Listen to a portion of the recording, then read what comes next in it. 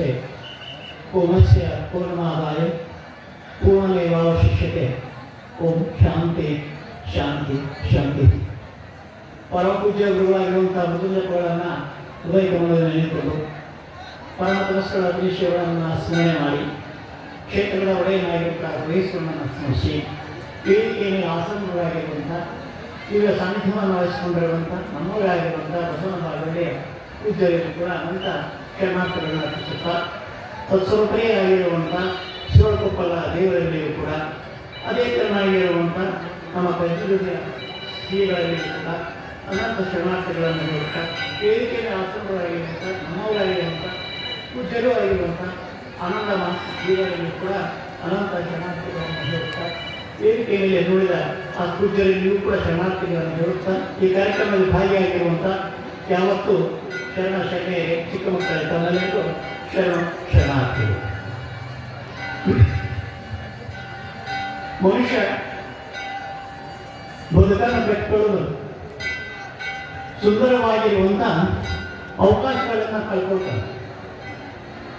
ಜೀವನ ಅನ್ನೋದು ಬಹಳ ಶ್ರೇಷ್ಠವಾಗಿರುವಂಥದ್ದು. ಪವಿತ್ರವಾಗಿರುವಂಥ ಜೀವನವನ್ನು ಇವತ್ತು ಪರಮಾತ್ಮನ ಕಡೆಯಿಂದ ಬೇಗ ನಾವು ತೆಗೆದುಕೊಂಡು ಬಂದಿರ್ತೀವಿ. ತೆಗೆದುಕೊಂಡು ಬಂದಾಗ ಅದನ್ನು ಒಳ್ಳೆಯ ರೀತಿಯಾಗಿ ಉಪಯೋಗ ಮಾಡಿಕೊಳ್ಳೋದು ನಮ್ಮ ಧರ್ಮ. ಆದರೆ ನಾವೆಲ್ಲ ಏನು ಮಾಡ್ತೀವಿ ಅಂತ ತಿಳ್ಕೊಂಡಿದ್ರೆ ಅದನ್ನೆಲ್ಲ ಮತ್ತು ಈ ಆಧುನಿಕ ಜಗತ್ತಿನ ವಿಕಾಸದಲ್ಲಿ ಕೂಡಿಕೊಂಡು ನಮ್ಮನ್ನು ನಾವು ಮರೆತುಕೊಂಡು ಏನು ಮಾಡ್ತೇವೆ, ನಮ್ಮನ್ನು ನಾವು ಹಾಳು ಮಾಡ್ತೇವೆ. ಜಗತ್ತು ಹೇಗಿರ್ತಾ ಇದೆ, ಯಾವ್ದರಿಂದ ನಡೀತಾ ಇದೆ, ಯಾವುದರಿಂದ ನಾವು ಬದುಕನ್ನು ಕಟ್ಟಿಕೊಳ್ಬೇಕು ಅನ್ನುವಂಥ ವಿಚಾರಗಳು ನಮ್ಮಲ್ಲಿದ್ದರೆ ನಮ್ಮ ಜೀವನ ಬಹಳ ಸುಂದರವಾಗಿರುವಂಥ ಜೀವನವನ್ನು ಅನುಭವಿಸಲಿಕ್ಕಾಗಿ ಮನುಷ್ಯ ಜನ್ಮ ಆಗಿಬಿಟ್ಟದ. ಸುಂದರವಾಗಿರುವಂಥ ಜನ್ಮವನ್ನು ಕಳಿಸಲುವಾಗಿ ಮಾನವ ಜೀವನ ಬಂದದ. ಇವನ್ನ ಅದಕ್ಕೆ ಹೇಳ್ತಾರೆ ಶರಣರು ಬಹಳ ಚೆನ್ನಾಗಿದೆ ಅಂತ ಹೇಳ್ತಾರ. ವ್ಯರ್ಥ ಮಾಡಿಕೊಳ್ಳದಿರ ಹುಚ್ಚಪ್ಪಗಳಲ್ಲ, ಹಾನಿ ಮಾಡಿಕೊಳ್ಳದಿರ ಅಂತ ಬೈತಾರೆ. ಆದರೂ ಸಹಿತ ನಾವು ಏನು ಮಾಡ್ತೀವಿ, ಅದನ್ನೆಲ್ಲ ಮರಿತೀವಿ. ಜಗತ್ತನ್ನು ನಾವು ಇವತ್ತಿನ ದಿವಸ ಮರೆತು ಬಿಡ್ತೇವೆ. ಇವತ್ತು ಯಾರಲ್ಲ ಅಂತ ತಿಳ್ಕೊಂಡು ಹೇಳಿದ್ರೆ ಹುಟ್ಟುಗಳು ನಮ್ಮ ಕೈಯೊಳಗಿಲ್ಲ. ಎಲ್ಲಿ ಹುಟ್ಟಿ ಬರ್ತೇವೆ ಅನ್ನೋದು ಯಾರಿಗೂ ಗೊತ್ತಿಲ್ಲ ಇವತ್ತಿನ ಸಮಾಜ. ಒಬ್ಬ ಶ್ರೀಮಂತ ಮನೆ ಹುಡ್ತೇವೋ, ಬಡವರ ಮನೆ ಹುಡ್ತೇವೋ, ಎಲ್ಲಿ ಹುಡ್ತೀವಿ ಅನ್ನೋದು ನಮಗೆ ಗೊತ್ತಿಲ್ಲ. ಮತ್ತು ನಾವು ಯಾವಾಗ ಸಾಯ್ತೀವಿ ಅನ್ನೋದು ಗೊತ್ತಿಲ್ಲ ಯಾರಿಗೂ. ಎಲ್ಲಿ ಸಾಯ್ತೀವಿ, ಯಾಕೆ ಸಾಯ್ತೀವಿ, ಎಷ್ಟೊತ್ತನೇ ಸಾಯ್ತೀವಿ ಅನ್ನೋದು ನಮಗೆ ಏನಾದ್ರು ಗೊತ್ತದನ್ನು ಹುಟ್ಟೂ ಗೊತ್ತಿಲ್ಲ, ಸಾವು ಗೊತ್ತಿಲ್ಲ. ಈ ಹುಟ್ಟು ಸಾವುಗಳ ನಡುವ ಮಧ್ಯದಲ್ಲಿ ಏನದಲ್ಲ ನಮ್ಮ ಜೀವನ. ಈ ಜೀವನವನ್ನ ಯಾರು ಉಪಯೋಗ ಮಾಡ್ಕೊಳ್ಳಬೇಕನ್ನೋದು ನಮಗೆ ಗೊತ್ತು. ಆದರೆ ಆ ತಿಳುವಳಿಕೆ ಇಲ್ಲದೆ ನಾವೇನು ಮಾಡ್ತೀವಿ, ನಮ್ಮನ್ನು ನಾವು ಹಾಳು ಮಾಡ್ಕೊಳ್ತೀವಿ. ಅದಕ್ಕೆ ಶರಣರು ಬಹಳ ಚೆನ್ನಾಗಿರುವಂಥ ಮಾತನ್ನ ಹಾಕಿದ್ದಾರೆ. ಏನು ಹೇಳಿದರು, ನಂಬಿಕೆ ಇರಬೇಕು ಮನುಷ್ಯನಲ್ಲಿ.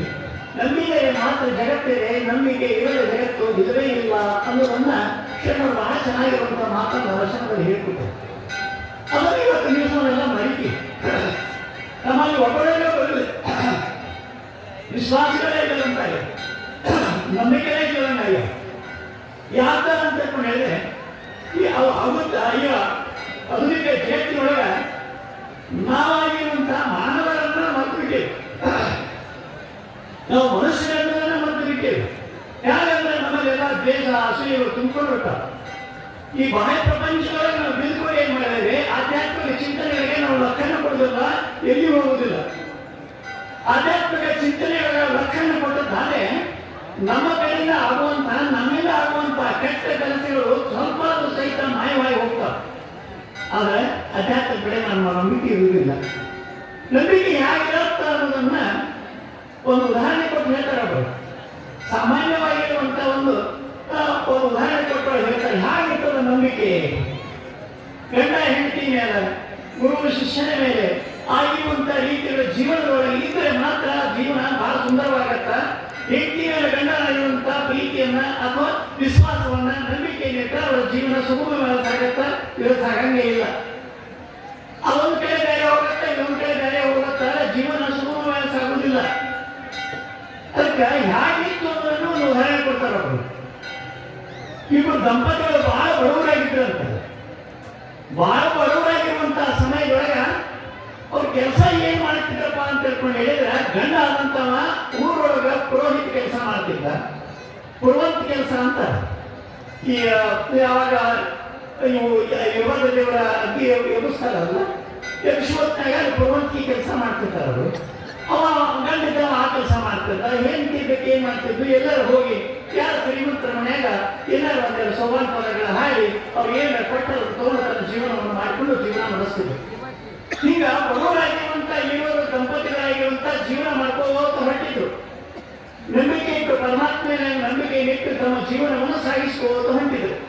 ಹೊರಟಾಗಿ ಏನಾಗ್ತಿತ್ತು ಅಂತ ಹೇಳಿದ್ರೆ, ಮಳೆಗಾಲ ದಿವಸ ಶ್ರಾವಣ ಮಾಸ ಅಂಥದ್ರೊಳಗ ಆ ಗೌಡ್ರ ಮನೆ ಒಳಗ ಕೂಸಕ್ಕೆ ಏನ್ ಮಾಡಿದ್ರು, ಊರಾಗ ಆ ಗೌಡ್ರ ಮನೆಗೆ ಗುಗ್ಗಳ ಎಬ್ಸೋದಿತ್ತು. ಆ ಪುರವಂತಿ ಹೇಳ್ಬೇಕಂತ ಬೇರೆ ಊರಾಗ ಹಳ್ಳಿ ಹೋಗಿ ಪುರವಂತಿಗೆ ಹೇಳಿ ಬಂದಿದ್ರು. ಪುರವಂತಿಗೆ ಹೇಳಿ ಬಂದ್ರೆ ಅವ್ರು ಏನ್ ಮಾಡಿದ್ರು ಅಂತ ಹೇಳಿದ್ರೆ, ಹೊಳೆ ಬಂದಿತ್ತು. ಹೊಳೆ ಬರಕ ಆಸ್ಪದ ಸಾಗಲಿಲ್ಲ, ನಾವು ಆ ಊರಾಗ ಇದ್ದಿದ್ದಿಲ್ಲ, ಯಾಕೆ ಬರ್ಬೇಕಂತ ತಿಳ್ಕೊಂಡು ಹೇಳೋದು ರಾತ್ರಿ ಆಗಿತ್ತು. ಬೆಳಗಿನ ಅವರ ಗುಗ್ಗಳದ ಹೆಂಗ್ ಮಾಡೋದು ಅಂತ ತಿಳ್ಕೊಂಡು ಚಿಂತೆ ಮಾಡಕ್ ಹತ್ತಿದ್ರು. ಅಂಥದ್ರೊಳಗ ಊರಾಗ 4 ಮಂದಿ ಹಿರಿಯರು ಹೇಳಿದ್ರು ಗೌರಿ, ಏನ್ರಿ ನಮ್ಮೂರಾಗ ಸ್ವಾಮಿಗಳಾದ ಅವ್ರು ಸ್ವಲ್ಪ ಹೋಗಿ ಹೇಳಿ, ಮನೆ ಸ್ವಾಮಿಗಳಾದ ಅವ್ರು ಹೇಳಿ, ನಾಳಿನ ಕೆಲಸ ನಿಮ್ಗೆ ಗುಗ್ಗಳ ಕೆಲಸ ಮಾಡಿಕೊಡ್ತಾರ ಅಂದ್ರೆ. ಆಯ್ತು ಬಿಡ ಅಂತ ತಿಳ್ಕೊಂಡು ನಾವು ನೀವು ಹೋಗಿ ಹೇಳಿದ್ರು, ಹಿಂಗಪ್ಪ ಮತ್ತೆ ನೀವು ಬರಬೇಕು, ನಾಳಿನ ದಿವಸ ನಮ್ಮ ಮನೆಯವ್ರ ಗುಗ್ಗಳದ ಯಾರು ಬಂದಿಲ್ಲ, ಹೊಳಿ ಬಂದೈತಿ, ಶ್ರಾವಣ ಮಾಸ ಬಹಳಷ್ಟು ಮಳೆ ಹೊಳೆ ಆಗೈತಿ, ಅದು ತುಂಬ ಹರಿತಾ ಇದೆ, ಯಾರು ಇಲ್ಲ, ನೀವು ಬರೀ ಅಂತ ತಿಳ್ಕೊಂಡು ಹೇಳಿ ಅವ್ರು ಒಪ್ಪಿಗೆ ಕೊಟ್ಟರು. ಅವ್ರು ಬರ್ತೀನಪ್ಪ, ನಾ ಅರ್ಬಿ ಈಗ ಹಾಕೋತೀನಿ, ಪೂಜೆ ಗೀಜೆ ಮಾಡ್ಕೋತೀನಿ, ಪೋಷಾಕ ಹಾಕೋತೀನಿ, ನಾ ಬರ್ತೀನಿ ಅಂತ ತಿಳ್ಕೊಂಡು ಅವ್ರಿಗೆ ಒಪ್ಪಿಗೆ ಕೊಟ್ಟರು. ಆಯ್ತು ಅಂತ ತಿಳ್ಕೊಂಡು ಬೆಳಗಿನ ಜಾವ ತನ್ನ ಪೋಷಾಕ ಹಾಕೊಂಡು ರೆಡಿ ಮಾಡ್ಕೊಂಡು ಎಲ್ಲ ಅರ್ಬಿ ಹಾಕೊಂಡು ಕೂದ್ರೊಳಗಾಗಿ ಆ ಗೌಡರ ಮನೆ ಒಳಗ ಆ ಸೋಮವಾರ ಪದ ಹಾಡೋರು ಯಾರು ಇದ್ದಿದ್ದಿಲ್ಲ. ಆ ಸೋಮವಾರ ಪದ ಗೌಡರ ಮನೆ ಕುಂಸು ಕಾರ್ಯದೊಳಗೆ ಹಾಡೋರು ಯಾರು ಇದ್ದಿದ್ದಿಲ್ಲ.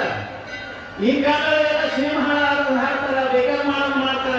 ಮಂಗಳಾರತಿ ಅನ್ನೋದು ಯಾರು ಮನೆಯಾಗ ಒಂದು ಮಂಗಳಾರತಿ ಎಷ್ಟೋ ಮನೆಯೊಳಗೆ ಇರ್ತೀವಿ ನಾವು, ಸ್ವಾಮಿಗಳ ಜೀವನ ಮುಗಿಸಿದಂತೆ ಎಷ್ಟೋ ಮನೆಯೊಳಗೆ ಎಲ್ಲಾ ಪ್ರಕಾರವಾಗಿರುವಂತಹ ಸಮಯದೊಳಗೆ ಆ ತಾಯಿಗೆ ಹೋಗಿ ಹೇಳ್ತಾರ, ಸೋಮವಾರ ಅನ್ನಕ್ಕೆ ಹೋದ್ರ ಒಂದು ಚಲನಚಿತ್ರ ಹಾಡ ಅಂದ್ರೆ ಅಂತೀವಿ ನೋಡಿ. ಅವತ್ತು ಸೋಮವಾರ ಪದ ಮಾಡೋದಕ್ಕೆ ಕುಡ್ಸೋದ್ ಕೆಲಸವ ಸೋಮವಾರ ಪದ ಬೇಕು. ಇಂಥದ್ರೊಳಗ ಸಿನಿಮಾ ಹಾಡ್ಕೊಂಡು ನಾ ಏನು ಮಾಡಲಿ ಹಂಗಾರ ಹೋಗಿ ಮನೆಯೊಳಗ ಮನೆ ಸ್ವಾಮಿಗಳಲ್ಲ ಅವ್ರ ಕುಟುಂಬದಾರ ಸಂಗಮ್ಮನವ್ರ ಅಂತ ಹೇಳ್ಕೊಂಡು ಅವ್ರು ಹೋಗಿ ಹೇಳಿ ಅವ್ರು ಬರ್ತಾರೆ, ಭಾಳ ಬಡವರದಾರ. ಆಯ್ತು ಅಂತ ಹೇಳ್ಕೊಂಡು ಹೋಗಿ ಆ ತಾಯಿ ಹೇಳಿ, ಅಮ್ಮ ತಾಯಿ ನೀನು ಹಿಂಗೆ ಗೌಡ್ರ ಮನೆಯಾಗ ಸೋಮವಾರ ಪದ ಹಾಡೋರು ಯಾರಿಲ್ಲ, ಒಂದು ಸ್ವಲ್ಪ ಬಂದು ನೀನು ಸೋಮವಾರ ಪದ ನಡೆಸ್ಕೊಡ್ವಾ ಅಂತಂದು. ಆಯ್ತು ಅಂತ ಹೇಳ್ಕೊಂಡು ಒಪ್ಪಿಗೆ ಕೊಟ್ಟು ಗಂಡ ಇದ್ದಾಗ ಅರಿಕೆ ಹಾಕೋಕಿಲ್ಲ, ಹೇಗೆ ಗೌಡ್ರ ಮನೆಗೆ ಹೋಗ್ಬಿಟ್ಟು ಆದ ಕೂಡ ಹೋಗೋಕ್ಕಿಂತ ಮುಂಚಿತವಾಗಿ ಬಡವರಿದ್ರು. ಮನೆಯೊಳಗೆ ಏನೂ ಇದ್ದಿದ್ದಿಲ್ಲ, ತಿನ್ನಾಕ ಉಣ್ಣಾಕ ಏನೂ ಇದ್ದಿದ್ದಿಲ್ಲ, ಮಳೆಗಾಲ ಇತ್ತು. ಅಂಥ ಸಮಯದೊಳಗ ಅತ್ತಾಗಿತ್ತಾಗ ಅರಕಲ್ ಗಡಿಗೆ ಅಂತಿದ್ದು. ಮೊದಲ ಅರಕಲ್ ಗಡಿಗೆ ಎಲ್ಲ ಮನೆಯಾಗಿದ್ದು. ಈ ಎಲ್ಲ ಅರಕಲ್ ಗಡಿಗೂ ಹಾದು, ಹಾಗೇನೂ ಹಾದು, ಎಲ್ಲ ಹೆಂಗೆ ಹೋಗಕತ್ತೇವ ಹಂಗೆ ನಾವು ಹೋಗಕತ್ತೀವಿ. ನಾವು ಅವೆಲ್ಲ ಹೆಂಗೆ ಮಾಯ ಆಗಕತ್ತೇವು, ಸಂಸ್ಕೃತಿಗಳು ಹೆಂಗೆ ಮಾಯ ಮಾಡ್ತಾವ ಹಂಗ ನಾವು ಮಾಯ ಆಗಕತ್ತೀವಿ. ಜಗತ್ತು ಹೇಗಲ್ಲ ಅಂತ ತಿಳ್ಕೊಂಡು ವಿಚಿತ್ರವಾಗಿರುವಂಥದ್ದು. ಆ ಅರಕಲ್ ಗಡಿ ಒಳಗೆ ಹುಡುಕಾಡಿ ನೋಡೋದ್ರೊಳಗಾಗಿ ಅವನ್ನ ಸ್ವಲ್ಪ ಏನು ಸಿಗ್ತಾವ ಒಂದು ಬಗಿಸಿ ಮುಚ್ಚಿ ಸಿಗ್ತಾವ. ಏನ್ ಮಾಡ್ತಾರ, ಈಗ ಗೌಡ್ರ ಮನೆಗೆ ಹಾಡಕ್ಕೆ ಹೋಗ್ಕೊಂಡು ಮಧ್ಯಾಹ್ನ ಊಟ ಮಾಡ್ತೀವಿ, ಗಂಡ ಹೆಂಗೆ ಊಟ ಮಾಡ್ತೀವಿ, ಸಂಜೆ ಸಾರಿ ಹೋಗಿ ಮಕ್ಕಳು ಬರ್ತಾವ, ಅವಕ್ಕೂ ಏನು ಹಾಕಕ್ಕೆ ಏನೂ ಇಲ್ಲ. ಇರೋದು ಅಲ್ಲಿ ಮೇಲೆ ಬೆಳಿಗ್ಗೆ ಹಾಕಿಟ್ಟು ಕುಡಿಯಾಕಿರ್ತೀನಿ, ಕುಡಿಯಾಕಿಟ್ಟ ಮೇಲೆ ನಾವು ಸಂಜೆ ಮುಂದೆ ಮಕ್ಕಳು ಎಲ್ಲ ತಿನ್ನಾಕ ಬರ್ತೇವೆ, ಒಲಿ ಮೇಲೆ ಹಾಕಿ ಕುಚ್ಚಿ ಕುಡಿಯಾಕಿಟ್ಟು ಒಳಗೆ ಹೋಗ್ಲಾಕಿ ಕೆರೆಗೆ ಬಂದು ಆಕಿ ಮಾಲ್ಕ್ ಏನ್ ಮಾಡಿದ್ದು ಹಂಗ ಹೋಗ್ಬಿಟ್ಟು ಗೌಡ್ರ ಮನೆಗೆ ಹಾಡಕ್ ಹಾದು ಇವ್ ಗಂಡನ್ನ ಕರೆಯಾಕ ಹೂ ಉಳಿಸ್ಕೊಂತ ಕರೆ ಮೊದಲು ತಗೊಂಡು ಬಂದು ಕೂಡ ಅವ್ನು ನೋಡಿದ ಒಳಗೆ ಅಡಿನೇ ನೋಡಿದ ನಾನು ಹೇಳ್ತಿ ಈ ಒಲಿವೆ ಹಂಗ ರುಚಿನ ಗಡಿ ಇಟ್ಟು ಹೋಗ್ಯಾಳಲ್ಲ ಇಲ್ಲಿ ಇದನ್ನ ಮಾತುಗಳೇ ಕಾಣಿಸ್ತದ. ಪಾಪ ಸಂಜೆ ಮುಂದೆ ಏನ್ ತಿನ್ನೋದು ಮಕ್ಕಳು, ನಾನು ಏನ್ ತಿನ್ನೋದು ಅಂತ ತಿಳ್ಕೊಂಡು ಏನ್ ಮಾಡಿದ, ಅದನ್ನ ನಗುರ್ಗ ಮೂತಿ ಒರೆಸಿ ಅದಕ್ಕೆ ಅದು ಬೂದಿ ಇಟ್ಕೊಂಡೆ, ಬೂದಿ ಒರೆಸಿ ಅದನ್ನ ತೆಗೆದು ಏನ್ ಮಾಡಿದ, ಎತ್ತಿ ಮೇಲೆ ಇಟ್ಟೊಳೆ ಅವ್ರು ಸ್ವಲ್ಪ ಬಂದು ಅವ್ರ ಊರಿಗೆ ಹೊಂಟ ಒರೆಸ್ಕೊಂಡು ಹೋದ ಪುರವಂತಿ ಮಾಡ್ಕೊಂಡ ಉಗಳ ಇಸ್ಕೊಂಡು ಮುಂದೆ ಹೇಳ್ಕೊಂತ ಹೋದ, ಬರ್ಮ ಹೇಳ್ಕೊಂತ ಹೋಗುದ್ರೊಳಗಾಗಿ ಇವರು ಬಾರಿಸೋದು ವಾದ್ಯಗಳನ್ನ ಕೇಳಿ ಆಕೆ ಪಡಸಲೆ ಗೌಡ್ರ ಮನೆಯಾಗ ಅಂದ್ರೆ ಮಳೆಯ ಪಡಸಲೊಳಗೆ ಕೂತಿದ್ದು. ಆಕೆ ಏನ್ ಮಾಡ್ತಿದ್ದು, ಸೋಮವಾರ ಪದ ಹಾಕತ್ತಿದ್ದು. ಅದಿಗೆ ನೆನಪಾತು, ನಾವು ಅಡಿ ಮ್ಯಾಲ ಮುಚ್ಚಿನ ಗಡಿ ಇಟ್ಟು ಬಂದಿದ್ವಿ, ನನ್ನ ಗಂಡ ತೆಗೆದು ಬಂದ, ನಾನು ಹತ್ರ ಮರೆತು ಬನ್ನಿ, ನನ್ನ ಗಂಡ ತೆಗೆದ ಇಲ್ಲ ಅದು ಗೊತ್ತಾಗಲಿಲ್ಲ, ಸಂಜೆ ಮಕ್ಕಳು ಬರೀ ನಾನು ಏನ್ ತಿನ್ಬೇಕು ಅನ್ನೋದು ನೆನಪಾತಕ್ಕೆ ಆಲೋಚನೆ. ಹೇಳ್ತಾರೆ. ಹೆಂಗೆ ನಂಬಿಕೆ ಅನ್ನೋದು ಹೇಳ್ತೀನಿ. ಯಾವಾಗ ಆಕೆ ಗಂಡಿಗೆ ಹಾಗೆ ಹೇಳ್ತಾರಂದ್ರೆ ಅದ ಸ್ವತಂತ್ರದೊಳಗೆ ಹೇಳ್ತಾರೆ. ಗಂಡುಗೂ ಏನ್ ಹೇಳ್ತಾಳೆ, ಒಲಿ ಮ್ಯಾಲ ಮುಚ್ಚಿನ ಗಡಿಗೆ ಆಗ ಇಟ್ಟ ಬಂದೆ ನನ್ನ ರಾಯ, ತೆಗೆದ ಇಟ್ಟ ಬಂದೀರ ಆಗ ಬಂದೀರ ಅಂದ. ಮಾಹಿತಿ ಹಾಸಿ ಹೊರಗೆ ಹೋಗ್ತದೆ ಶಬ್ದ. ಹೋಗುವ ಕೂಡ ನಾವು ಕೊಡುವಂತ ತಗೊಂಡು ಹೊಂಟಿದ್ದಾರ ಮಲೈ ಸ್ವಾಮಿಗಳು. ಅವ್ರು ಏನ್ ಮಾಡಿ ಇಲ್ಲೊಂದು ಹೊಡ್ಪ ಅಂತ ನಿಲ್ಲಿಸಿದ, ಇಲ್ಲೊಂದು ದೊಡ್ಡ ಮನೆ ಹೊಡ್ಪ ಅಂತೀನಿ ಅಂತ ತಿಳ್ಕೊಂಡು ಎಲ್ಲಾರು ನಿಲ್ಲಿಸಿದ. ಮಾಹಿತಿಯಾಗ ಶಬ್ದ ಹೋಗಿ ಕೇಳಿತ್ತವಂಗ. ಕೇಳಿದಾಗ ಅವ್ ಹೋಗಿ ಹೆಂಡತಿ ಹಾಕೋತ ಗೌಡ್ರು ಮನ್ಯಾಗ ಕೂತಾರ. ಹೋಗಿ ನಾ ತಗ ಬಂದಿನ ನೀ ಯಾಕೆ ಚಿಂತೆ ಮಾಡ್ತಿ, ಸಣ್ಣ ನೋಡೋಣ ಅಂತ ಅವ್ರು ಹೇಳ್ತಾನ. ಹೇಳ್ಬೇಕಲ್ಲ ಅವನು ಹೇಳ್ಬೇಕು, ಹೆಂಡತಿ ತಿಳಿಬೇಕಲ್ಲ. ಅದಕ್ಕಾಗಿ ಅವ ಏನಂತಾನ, ಆ ನಿಂದಿಸಿಷನ್ ಒಂದು ಹೊಡ್ತ ಅಂತಾನ.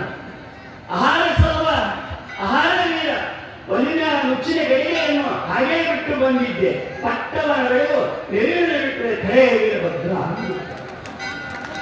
ಯಾರಿಗೆ ಗೊತ್ತಾಗ್ತದ, ಯಾರಿಗೆ ಗೊತ್ತಾಗ್ತದ? ನಮ್ಗೆ ಗೊತ್ತಾಗಿಲ್ಲ. ಯಾರಿಗೆ ಬಗ್ಗೆ ಹೊಸ ತತ್ತ ನಮ್ದು. ಅವಾಗ ಅದು ಹೆಂಡತಿ ಗೊತ್ತಾಗ್ತಾ ಈಗ ಬಹಳ ಆನಂದದಿಂದ ಏನ್ ಮಾಡಿದಂತೆ ವಿಚಾರಗಳನ್ನು. ಯಾಕೆ ವಿಚಾರ ಹೇಳಿಯಪ್ಪ ಅಂತ ತಿಳ್ಕೊಂಡ್ರೆ ನಂಬಿಕೆ. ಯಾರಿಗೆ ಯಾರ ಸಂಸಾರದೊಳಗೆ ನಂಬಿಕೆ ನೀಡ್ತಾರ ಆ ನಂಬಿಕೆ ಅವ್ರಿಗೆ ಹೋಗಿ ಮುಟ್ತದೆ, ಹೊರತಾಗಿ ಮತ್ತೆ ಯಾರಿಗೆ ಸಿಗುವುದಿಲ್ಲ.